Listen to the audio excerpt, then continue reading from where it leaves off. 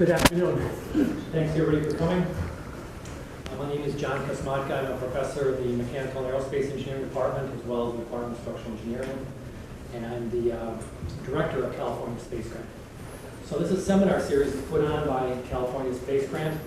It's an undergraduate seminar, and basically its purpose is to introduce kind of undergraduate research to you guys, give you the opportunity to see what some students are doing here, give you also the opportunity to see what things are going on, how you do research, how you get involved with faculty. It's really the opportunity for you to see what people are doing and then kind of ask questions. So don't hesitate to ask questions, and we will help you in the way that we can. So California Space Grant is located here on our campus at UCSD. So I'm the director. Ms. Lazuni is the assistant director, and Ms. Howard, in the way back, she's our program coordinator, and she's the one responsible for putting on the seminar series. So I would recommend that if you're all interested in California Space Grant, and I'll talk about that in a second, by all means see one of the three of us, and we'll try to help you get started. How many of you have been to the last seminar? How many of you not? Okay, great. So the last seminar we had was an undergraduate who became a graduate student here. Ben Martins is a PhD student here now, but he was getting his undergraduate here at UCSD, got involved closely with NASA Dryden, which is now NASA Armstrong Flight Research Center doing UAVs. And he's got now his PhD work being funded here to continue that work. So today, Spencer Ellis will be talking. He's a master's level student here, and he'll talk about some of the undergraduate opportunities that he has seen on previous campus, this campus, and some of the work that he's doing. But what I want to get to is this is the 10th in the series of our seminar series. It's been going on for the last 3 years. And the whole point of the seminar series, like I said, is really to get students not only interacting with each other, but really find out about different opportunities. And opportunities can either be working with faculty on campus now, or working at a summer internship, or looking at scholarships and fellowships. Basically a way to try to get you guys involved if you want to be involved. So, how many of you have heard of California Space Grant? How many have not? The same group, okay. So California Space Grant is part of the Space Grant Consortium. So there's a land grant and a sea grant, well there's a space grant. So 25 years ago, Congress decided that there should be a consortia called Space Grant. So there are 52 space grants, basically one in each state around the country. And its purpose, money comes from Congress to NASA, and then it goes to the states. And the states are basically to manage educational research in the STEM fields for that state. And so anything related to general science, technology, engineering, math on a university level gets funded from NASA into the state. So in the state of California, we are headquartered here at UCSD. And so once the money arrives here, some of it is able to be retained here on this campus. The rest of it gets distributed through the UC system, the CSU, and then Berkeley, Stanford, Caltech, and others. So this is a great opportunity, a great place to be able to do some of the California Space Grant activities. So some of the things we support on campus, we support courses. For example, in the MAE department, 155B, we support some of the students' research projects that they're working on for their courses.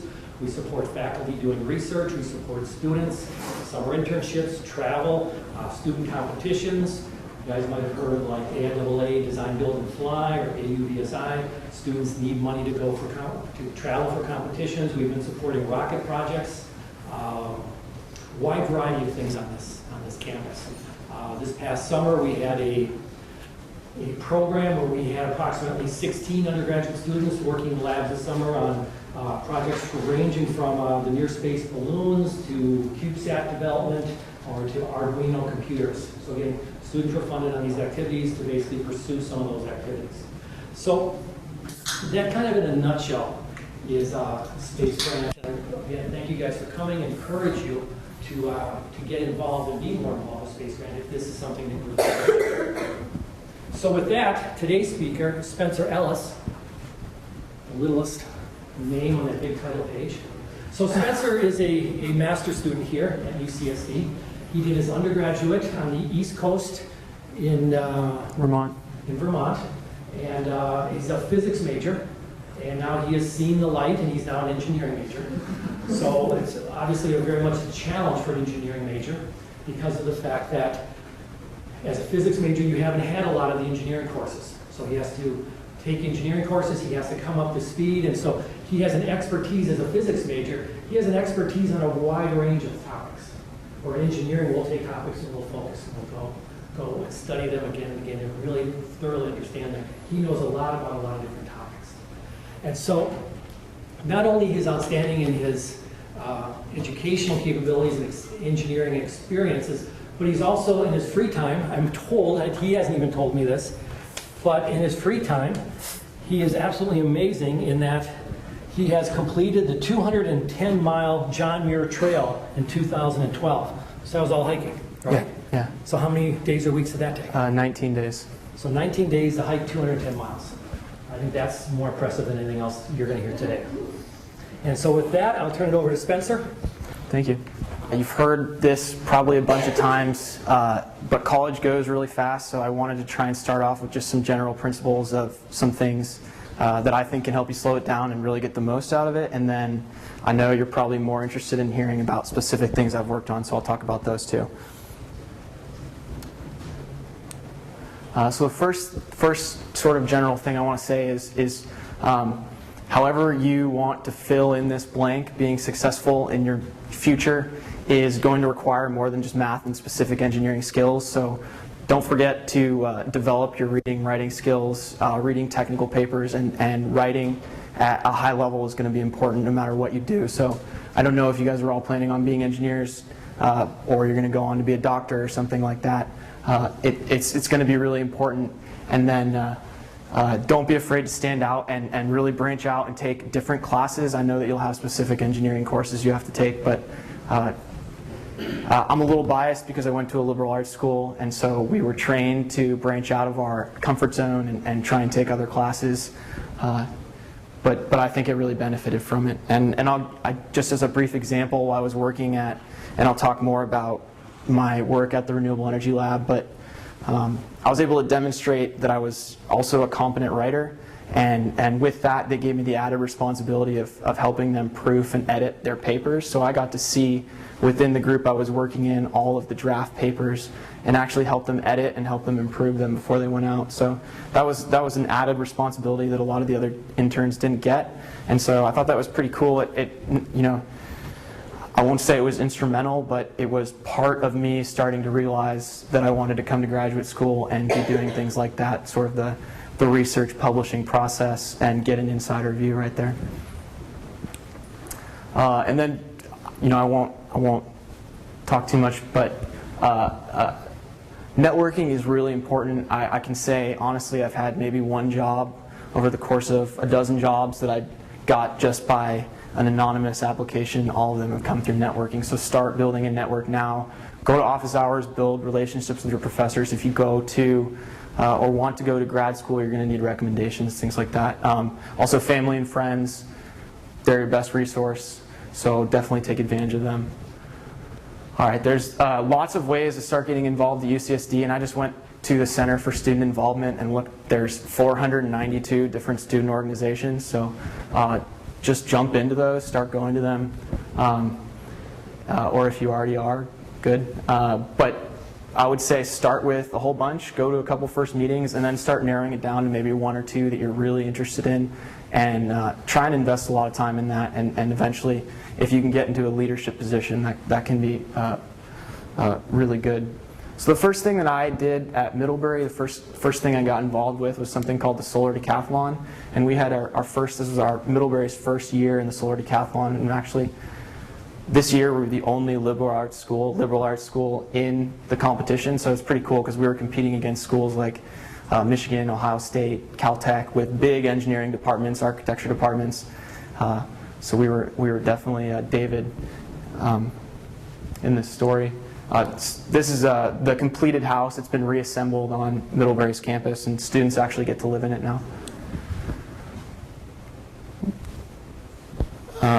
These are the criteria. So Solar Decathlon, if you've never heard of it, it's a competition that the Department of Energy, it's sponsored by the DOE, but actually put on by NREL. It's to build and design a solar-powered house that's basically net zero energy, so it produces all the energy that it uses, but then it also has lots of criteria. It's judged on its architecture, market appeal, hot water, can it supply hot water throughout the day at the temperature that's comfortable for people? Is it comfortable to live in? Is the temperature inside the house maintained well? Which is actually a challenge if you're designing a house to be in Vermont, because it gets really cold in the winter. And then, of course, energy balance is one of the bigger ones. And so this particular competition, the houses all were reassembled on what they called Solar Village in Washington, D.C. But I think it's since traveled around a little bit. And actually, I don't know if UCSD has ever been involved in this, but that might be a great thing to start, put in an application, get initial design. I think it would be really cool. So my specific roles were on the HVAC team, and actually, admittedly, I didn't stick this out, and I wish I had. I spent a lot of time learning about energy recovery, ventilation systems, and realized that it wasn't really for me.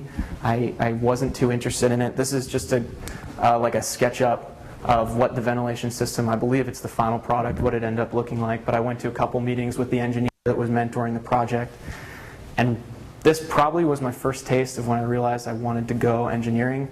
I don't know why it's, sorry.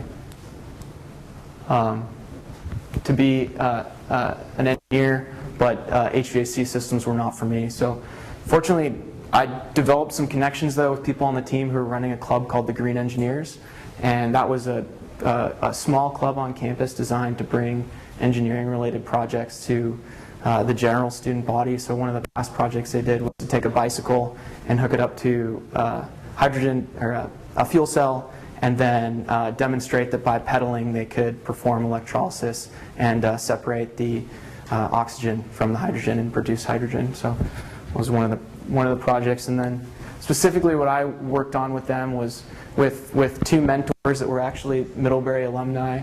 This is Dick on the left and Mark on the right. It was an old Ford 8N tractor from the 1940s that had been converted to run off hydrogen previously by other physics students in the department. And what we did was basically play around with the engine control unit and see how we could optimize performance. It was working at, I think it was about 75 or maybe 50% of what the rated horsepower was. And so we were trying to figure out what was running off gaseous fuel, so it would run off natural gas, hydrogen. I think we were doing propane too, but the additives in the propane actually ended up jamming the fuel injectors. So we moved away from that. All this. The left is the actual tractor. I couldn't find, I lost a lot of files from this work when I switched new computers, but this is what the tractor looked like. This is just an internet picture. So I quickly, there was sort of a power vacuum within that club, and fortunately I was able to assume the president or leadership position in the club, and unfortunately what came with that was a lot of forming budgets and trying to get money for the club. So I spent more time than I'd like to admit trying to get a budget, and a lot less time working on the tractor. And I'm sorry that the little logos didn't show up, but this was a chart we made one day. We were just mapping out regions in which the engine was backfiring and trying to figure out how to reduce backfires, and playing around with things like fuel trim and start of injection timing in the engine, just to try and optimize engine performance. And again, I apologize, I don't have much else to show you on that. So then the next major thing, and I would say this is definitely the biggest thing that contributed to me being here and realizing I wanted to try and do more research and continue on with my education, was working at the Renewable Energy Lab. I'll start by saying that back to that networking thing, so I got into the Green Engineers because of a connection from Solar Decathlon, and then the connections I made in Green Engineers with Mark and Dick basically got me this position at NREL. So they connected me with the head of the education programs at the Renewable Energy Lab, and then she is the one who encouraged me to apply, and I believe a big reason why I got the internship. So this is what I worked on. It's a cross-sectioning procedure for solar cells. We did mainly, before I got there, it was mainly silicon solar cells. And after I got there, we had expanded it to cadmium telluride solar cells. And then I hear, when I recently connected them, that they're doing SIGs cells now too. So on to thin films and lots of other materials. And then this is a photo of me right here working with a microscope, looking at one of the polished samples. And I would highly recommend this program, so I'll just put in a little plug for it. If you guys are looking for a summer internship, they also do spring throughout the year. So they do fall, winter, spring internships. So definitely apply, and they have them for all the other labs too. It's not just the National Renewable Energy Lab. It's Argonne, Los Alamos, Lawrence Livermore, Lawrence Berkeley. So depending on what your research interests are. Quickly, I'll just explain how a solar cell works. It's just a PN junction. If you guys don't know what a PN junction is, you take two oppositely doped semiconductors. So in the case of silicon, we'd take silicon has 4 valence electrons, so we'll take something that has 5 valence electrons, like phosphorus, and when we introduce those impurities into the silicon, what it does is form 4 covalent bonds with the silicon atoms, and then there's 1 electron left over. So we get N-type material, and then P-type's just the opposite. We introduce impurities with 3 valence electrons, and we end up getting a hole. Okay, so then when we bring those two in contact with each other, we get diffusion from areas with large concentration to areas with low concentration. So the N-type will have, the red arrows are electrons, so we get electrons diffusing over to the P-type and holes diffusing over towards the N-type region. And then the end result of this is you're going to get, you're going to expose positively charged cores here and develop an electric field across that junction. So the electric field is critical to how the solar cell functions. So it's basically going to play an important role in separating out your charges. So when an incoming photon is absorbed, when it has an energy higher than the band gap material in the cell or of the semiconductor, then it'll create an exciton, which is an electron-hole pair. So you get an electron and a hole created simultaneously, and then you need that electric field to separate those two and collect them on the contact. So here's the front surface contact. This is typically something like silver, so they call them silver fingers.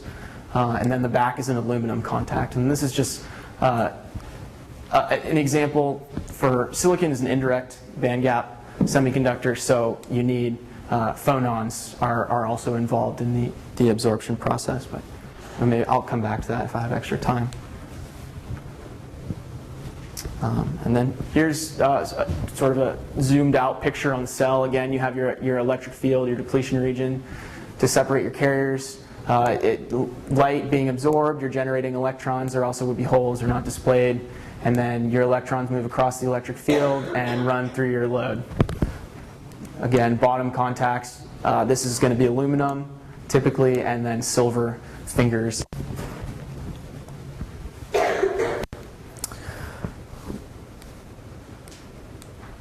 So before I talk about the actual procedure, I'll explain why we want a cross-section. The idea basically is to get a large sample size so that you can make bulk characterizations about the cell. So there's other procedures, other cross-sectioning procedures or ways to analyze the cell and determine certain characteristics, but there aren't a lot that give you bulk properties. So with our capabilities, we're able to go up to 2 inches on the solar cell. So 2 inches is pretty big in terms of looking at properties that are on essentially a nanoscale. So that was one of the benefits. And then we can do all sorts of analysis. So this is really a preparation technique to analyze the cell and characterize it.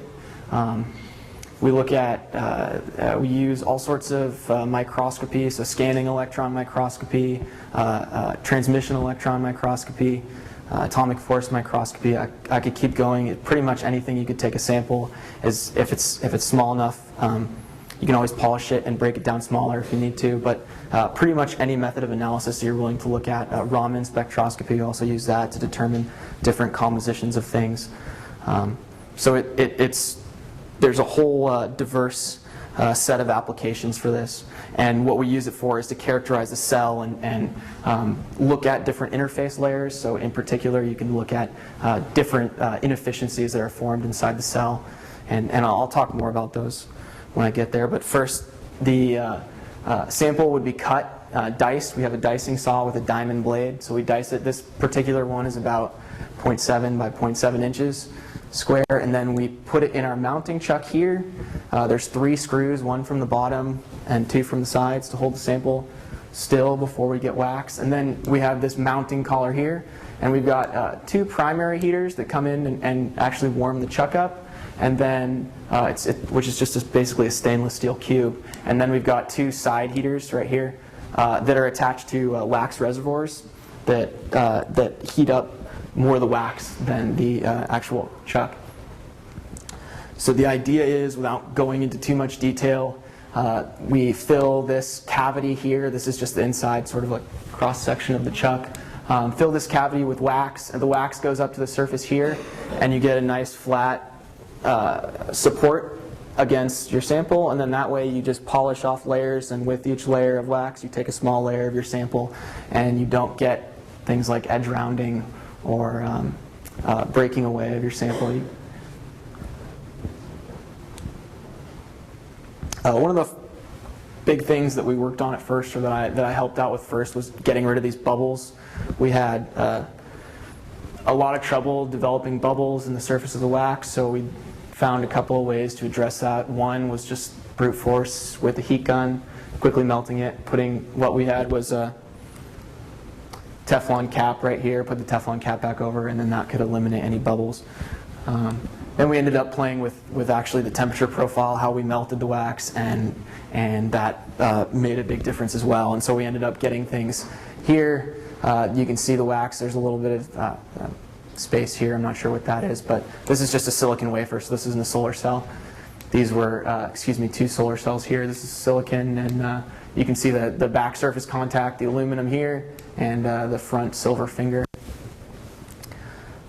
But we ended up getting a nice quality wax here. You can see it's really flat, and then this is just a closer image. You can see a real crisp line right here, where this is a glass slide. So we were trying to just, before we started cross-sectioning the cadmium telluride cells, we practiced on a few. This thing's got a mind of its own. Sorry. Practiced on a few glass slides because the cadmium telluride, the cells we were going to look at, were on a glass substrate.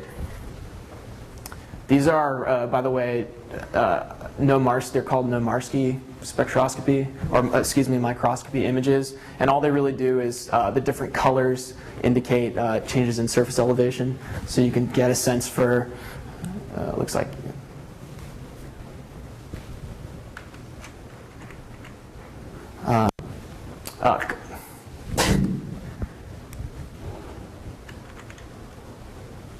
so surface gradients will show up as color gradients. So you can get a sense here as we go through our polishing progression when it becomes a more uniform color that we have a nice flat surface, which is what we want, a real planar polish. So here's what it looks like as it's just been diced by the diamond saw. So you can see all the grooves running up and down. All right, I hope you can see that through the sample. This is again just a silicon solar cell. I think it's just a single crystalline. And here's that silver finger and the back aluminum contact that I've been talking about. And this is after. So what we do is we go through a series of gradually decreasing grit sizes. We start out with a 1 micron grit, and that basically removes all the saw damage. Then we move down and we do 0.3 micron, and again to remove scratches from the 1 micron, and then you kind of get what I'm saying here. We move down to 0.05.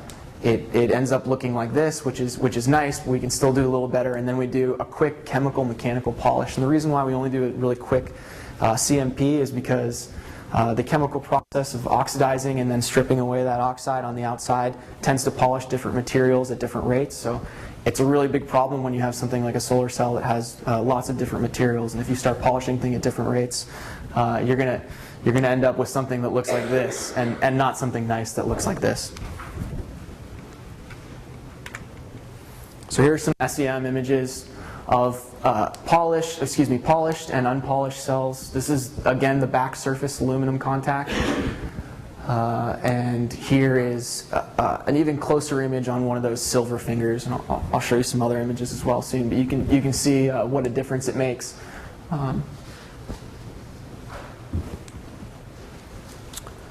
So here's another picture of the back surface contact. Some of the things we look at, the thickness of this layer right here, the silicon aluminum alloy region.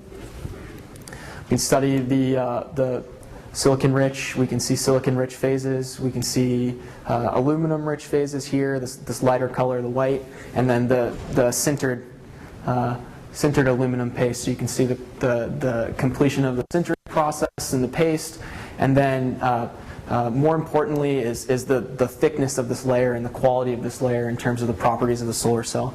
So what you get when you alloy and the aluminum to the backside of the silicon is you get aluminum diffusing into the silicon, and what that does is develop a P+ region here. It's I'm blanking now. I think it's maybe half a micron in depth, depending on the thickness of your silicon aluminum alloy. And that's important because what it does is develop something called the back surface field. So that P+ region actually ends up playing a really important role in high efficiency, and in particular as we go thinner and the solar cells start becoming closer in thickness to the diffusion length of the minority carriers, which is just the length they'll travel before they recombine, and you lose that carrier. So if you generate an electron and it recombines with a hole before it gets collected at one of the contacts, then it's wasted. You've lost that energy, so you want to prevent that at all costs. So what the back surface field does, in a very general overview, basically deflects that carrier back towards the junction, the depletion region, and you can collect it so it's not lost. And this is important again as you move to thinner cells. So what we do is we get thinner cells, or what we get is thinner cells, and we get either maintain the efficiency we had with a thicker cell or increase the efficiency slightly, and that dramatically brings down the cost, because one of the biggest costs of silicon solar cells is the cost of materials. And here you can kind of see this gray region right here. It's a dopant contrast image, and you get again SEM. You get to see and get a lot of information just from a pretty simple process to characterize that back surface field. And so they actually did a study. I wasn't really so focused on this, but looking at the depth of that silicon aluminum alloy region and how that relates to the depth of the back surface field, and they found that they're directly correlated. And so without a really quick process like this to be able to slice it in half and look down the middle and look at these regions, they might not have been able to figure that out. So you get things out of this that would be extremely difficult with other techniques, but can be done in a day. Then there's also lots of information about the front contacts. So the theme here is contacts, really, because you get to look at interface layers is one of the major benefits. Front contacts, the silver, you look at the metallization, how well did the silver form a good ohmic contact with the front surface, how well are you going to transfer charges from your cell into your load. Here again, these are just basic optical, the Nomarsky images. So one, you see a nice flat polish. This is one I'm particularly proud of. And then a close-up on that, you can see more in terms of actually characterizing the cell. Right here, this is glass frit. The glass frit is involved in, they put it in the silver paste, and what it does is just help form a bond between the silicon and the silver. But if it doesn't have the optimal firing cycle, you can get some of the glass frit stuck in between the silver and the silicon, and then that's bad contact. So you have contact resistance between the two, and that's something you want to avoid. So you can use this to help optimize your firing process and figure out exactly what firing cycle you need to do to have the best contact on your front surface, and then in turn the most efficient cell. So the next thing that I worked on was with cadmium telluride cells, and these operate in essentially the same way. You have a PN junction, again, back surface contact, P-type, N-type. The only difference here is you have a transparent conducting oxide in the place of the silver fingers. And this is in a substrate, or excuse me, a superstrate configuration. You could also have it in substrate configuration where if you just took the glass and flipped it on the backside so that incoming light didn't pass through the glass, that would be a substrate configuration. So these are cool because they're 100 times thinner than regular crystalline solar cells. But that also means that they present a unique set of challenges when you're cross-sectioning them. They're kind of delicate, so it's really easy, and I'll show you a few images where I broke them away while I was polishing them from the glass substrate. So it's more difficult to polish them. So here are the just a couple of the samples I worked on. You see delamination. So this is all a result of not having a good wax support, so we have a lot of trouble with the wax forming a meniscus up against the sample, and so you just get poor support, and the result of that is here's the cadmium telluride, and so this is significantly thinner. We saw, I don't know if you noticed the scales on the last one, but the solar cells we were looking at, the silicon, were about 200 microns, maybe 250 microns. These are about 5 microns thick. Delamination here, so just completely peeling away the cell from this is the glass substrate right here, and this would be the wax. And then here, just chipping away at the cell, so just pulling off small pieces of it. And then debris also, we found that the debris tended to build up in the wax a lot more with the cadmium and the telluride materials. And that presents another challenge because then you start getting those little pieces breaking off, and they come in when you're polishing and they scratch your sample more. So you polish a little bit, but you scratch it a little bit, and you can find yourself going nowhere fast. So I'll transition a little bit now and talk about what I've been working on here recently at UCSD with the near space ballooning team. There's a couple of pictures from some recent flights this summer. This one at 68,000 feet, and then the other one at 104,000 feet. So first, what is near space? Near space is the region from approximately 20 kilometers to 100 kilometers, and that ends up being 65,000 to roughly 330,000 feet. And then to give you an idea of what lives in those regions, 20 kilometers, below 20 kilometers, cruising altitudes of jets, I think are about 30,000 feet, 40,000 feet. And then you move up into the stratosphere, and this is kind of where we live with balloons, sounding balloons, and then debris and asteroids burning up, meteors burning up in the atmosphere, and then northern lights in the thermosphere, and satellites up around 10,000 kilometers in the exosphere. Some of the first things we do before we have a flight, we do flight predictions. So we have this online code that we use, and we'll try and bracket the flight in terms of where it's going to go. Here would be our launch location, and then we plan, say, for a balloon that we expect to burst around 110 or 100,000 feet. We'll say, what if it bursts at 85,000 feet? And then what if it bursts at 115,000 feet? And here would be bursting around 100,000 feet, and we can figure out where we're going to go. And then you can see this is our actual flight path from that day. We were pretty close to where we thought it was going to go. The code was pretty accurate. This is one of my favorite launches. I want to share just the photos with you. It's the Perseid meteor shower that happened in August over the summer. It might be hard to see with the projected images, but here and here we actually caught some meteors coming in. We launched with the intended purpose to be able to take photos of the meteors, and I'm astounded that we caught them. With our camera, it takes pictures every 30 seconds, so it's just by chance. A couple more pictures from that flight. One looking down. This was a launch in the desert, so That's looking down at the desert east of Brawley, which is just a couple hours east of here. Another image of the flight path. This was the meteor shower flight path.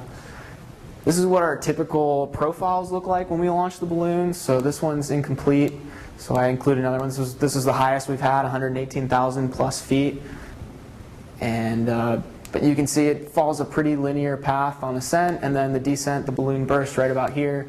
It drops really quickly, and somewhere around here the parachute starts to fill, and you slow down and have a gradual descent to the ground. This is just another way of looking at it. Nice. The derivative of that, you see constant ascent rate, balloon pops, and rapid descent rate slowing down as you hit the ground. So recovery of these balloons, once we launch them, we have a spot on there, I'll show you that in a second, that tells us its location on the ground.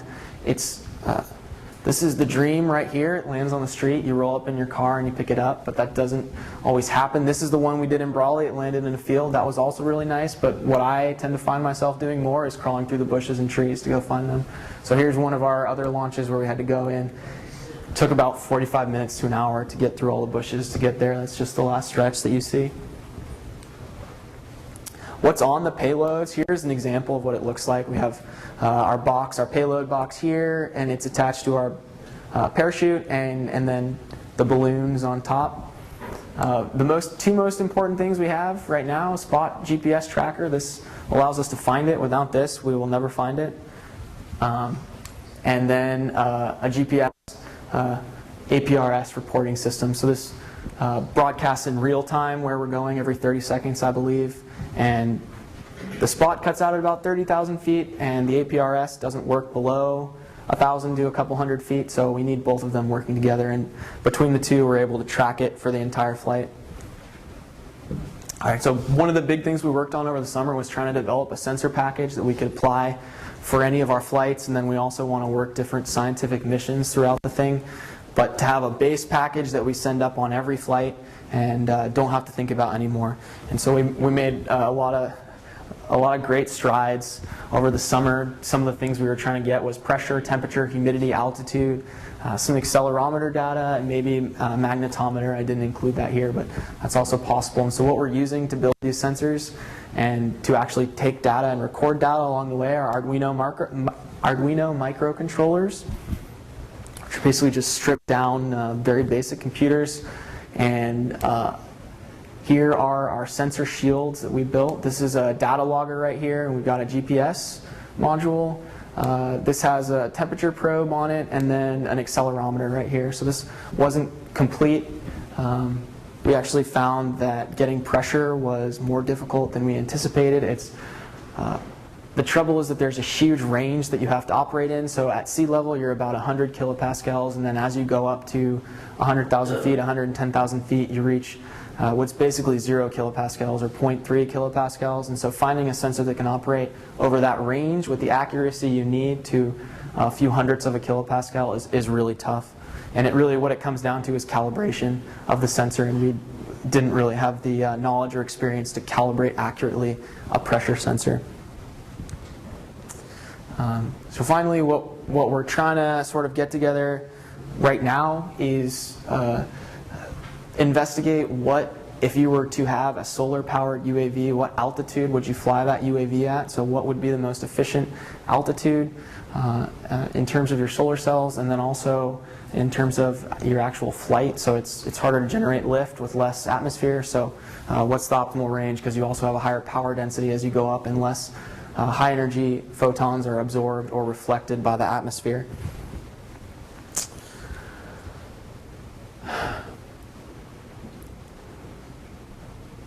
So this will vary depending on the semiconductor and the solar cell that we choose. A comparison of what the actual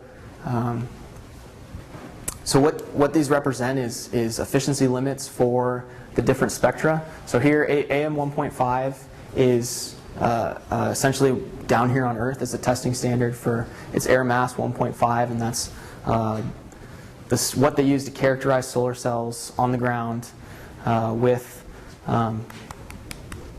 a given, it also has a given spectral intensity at different wavelengths.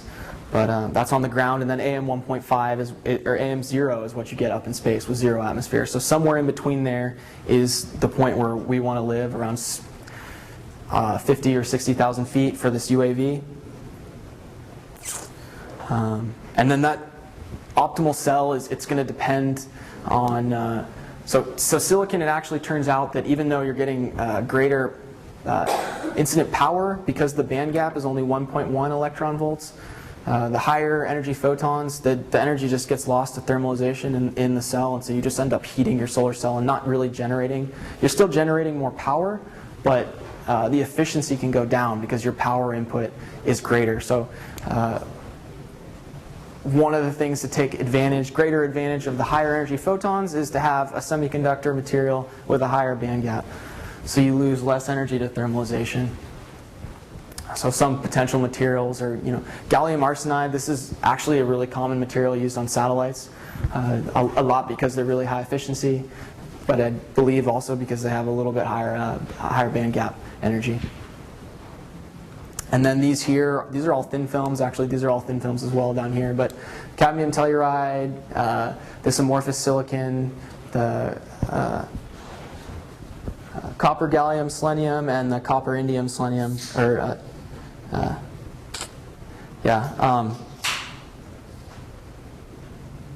sulfide, excuse me, copper indium sulfide. Those are all potential options. And then in terms of module weight, as another parameter to be considering, the band gap also influences the absorption at a certain range. So this plot unfortunately doesn't have silicon on it, but silicon would be somewhere in here, and it would follow sort of this line right here. So you get, with cadmium telluride and germanium arsenide, significantly higher absorption in particular the region we would be interested in, which is the higher energy region with the higher energy photons. So the reason why those are thin film technologies is because you can afford to have a lot less material because your absorption is so much greater. So you're 100 times thinner, or maybe even less, than the amount of silicon it takes to absorb the photons. And so this would obviously be lighter and much better if you're trying to minimize weight on a UAV. What do you think? Should I just ask if anyone has questions now, and then maybe if there's no questions, I'll finish. But this was basically just to talk about the process of characterizing a solar cell. These are all sort of the fundamental properties, and those are all really contained in what's called an IV curve for the solar cell. So we would, ideally, if we were trying to characterize these on board, and our intention is to start testing these on our balloons and sending these cells up and characterizing them at altitudes, these are the things we would be looking for, and if we could, to try and trace out this green line right here, the IV curve. Here's what a lab setup would look like, just a schematic of it, and then here's what our little balloon setup is starting to look like. So you can see that we have the challenge of trying to fit something like this minus the fan, because our lamp, minus the lamp, our lamp is the sun, but all this other stuff, and also minus the water cooling, we won't be doing that. We have to do with an Arduino. So that's our challenge that we're facing right now. And then just a few takeaway messages that I guess I'll leave with you is to try and step out of your comfort zone, take things that you're not necessarily comfortable with, that aren't necessarily related to engineering, because you have no idea where they're going to take you, and it might be something you're really interested in later. And this is really the best opportunity you're going to have to explore things like that. Get involved outside of class early, often, do as many things as you can, but then narrow them down and really try and focus on the things you like. Networking is important, and then have fun, because really I wish I could go back every single day and do this all over again, which is probably why I'm here now doing graduate school. And that's it. So hopefully you guys have some questions. Thank you.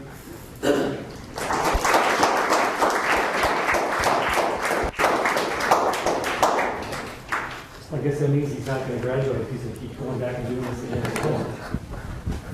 So I'd like to open the floor for questions, but before questions, I just would like to remind everybody, we put a bunch of these sheets on the back table. This basically describes what we have coming up. not only for space grant, but for also a lot of the other activities related to the different NASA centers. So please, I encourage you to take one of these and look at it and see if there's anything of interest to you. So does anybody have any questions for Spencer? Explained everything that well, huh? When did you start your internships?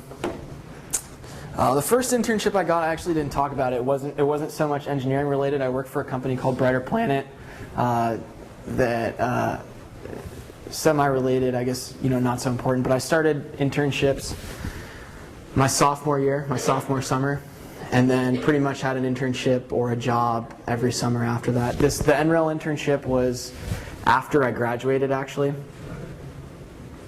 But yeah, I would recommend starting as soon as you can and try your best to fill every summer with an internship.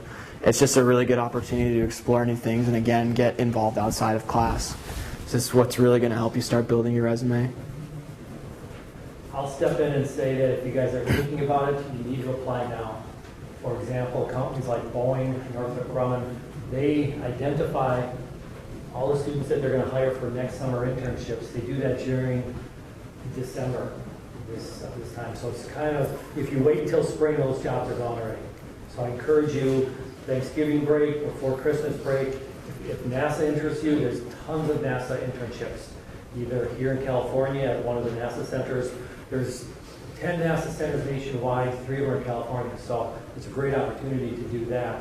But there are also other opportunities as well. If you're an electrical engineer, there's obviously Google and Facebook and all the others. If you're interested in aerospace, there's lots of opportunities. But most of these companies make their decisions before the end of the year. They are all very competitive with each other, so they all work very fast. Yeah, I would actually add too that internship was in the spring, so I would say, all right, I think winter actually, but don't forget to look at those too. If you can afford to take a semester off and you aren't in too much of a rush to graduate, that those can be a really good opportunity that might be a little less competitive as well. I can't say because I wasn't on the hiring end, but there was a lot less students. They had only, I think, half a dozen students when I was doing it, and during the summer they have about 30. So that shows you how many are applying and trying to get the positions over the summer versus during the year. So it can be a good time to get an internship in and get some experience.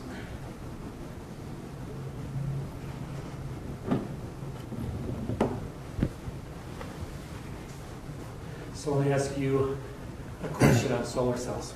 So all the solar cells that you looked at were generally the general class where they have an aluminum face sheet on the rear. Did you look at any flexible solar cells? No, we didn't look. What's the optimal or maximum efficiency you can get on a flexible cell, if you know? Flexible cell, I really don't know. There's a great chart that NREL puts out actually that shows all of the laboratory test cell efficiencies. I know that so cadmium telluride cell, and I don't know what substrate it's on, whether they had it on a flexible substrate or like a glass like what we were working with. But I know that those cells range up to 17%. There's other thin film like amorphous silicon can be put on a flexible back substrate, and I think those are around 14%, 12 or 14% for the laboratory efficiency cells. And then you start getting, the higher efficiency cells really are the multi-junction cells. And I'm not sure if the multi-junction cells are put on flexible substrates. I don't know. Yeah. Another question. For your internships, did they really require an in-depth knowledge of whatever is going on? No, that's actually a great question, and I really did not have a ton of knowledge of solar cells and what was going on, and I don't think they expected it. And I know that, so this is kind of on the extreme end. One of the guys I was working with, he went to Colorado University, and his major was Native American Studies, and he was working in the biofuels, working with like algae to generate biofuels. So I know that going in, you don't necessarily need to have a ton of the knowledge surrounding it. I think that's probably a special case. I really don't know how he ended up getting that internship, but he actually ended up being really good, and they asked him to stay longer. He stayed beyond his internship and continued working there. So I don't think it's a prerequisite. The only prerequisite I can remember is having a 3.0 GPA, and then beyond that, it's really they had some short essay questions and things like that, but no. Definitely apply though, regardless. Always apply. The only way you're not going to get it for sure is to not apply. So even if you think you don't have the background for it, apply. And internships, they expect you not to have a background for it. Yeah. Great. Anybody else? Otherwise, let's thank Spencer again.